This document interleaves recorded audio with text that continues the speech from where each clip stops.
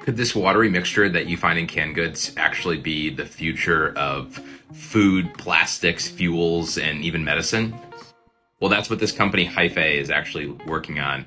They just closed their $9 million seed round led by Synthesis Capital, and they're literally making money from bean water and powering the future of the bioeconomy. See, when you get a thing of canned corn or any sort of canned goods, you'll notice there's a watery mixture in there that you have to dump out before you actually use the product inside.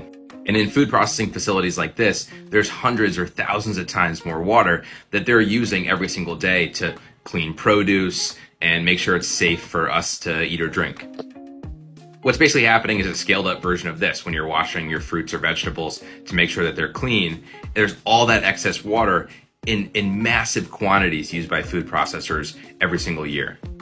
And just so we understand the scale of this, 80% of all water consumed in the US is due to food and agriculture. Now, that includes food processing. A lot of that is actually for watering crops or wastewater runoff, but a massive amount of water used in the US is due to the food and agriculture industry.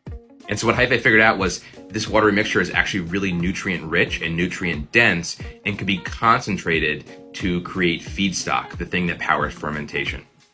In fermentation is the process behind things like Impossible Foods or the Impossible Burger, where we have a plant-based burger, but it tastes and feels just like normal meat. We're now seeing this process used in things like renewable plastics, pharmaceuticals, genetic resources, rubber, dyes, and colorings. But the problem with all these processes is their biggest cost is actually in that feedstock that's used to fuel that fermentation. It could be 50, 60, or even 70% of those costs. So if we want a sustainable and economical future where we can power all of these things in a renewable and clean way, we need to bring down the cost of feedstock. And I touched on this earlier, but that's where Hyfe comes in. They're concentrating the nutrients in basically food processing wastewater runoff that is clean water, but it has the nutrients from washing over corn or beans or some other type of crop. And they're concentrating that into a syrupy mixture that then is fueling feedstock production, reducing the costs needed to create bioplastics, biofuels, or even sustainable food. And Hyfe sits right here at the food processor. So they're optimizing their process. They're reducing their kind of carbon and methane outputs because there's way less wastewater.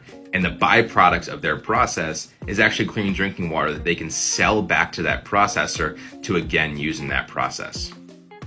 And if we want to continue to create in all these different industries and verticals in a sustainable and green way, we need more companies like Hyfe that are bringing down the cost of feedstock, powering more and more fermentation.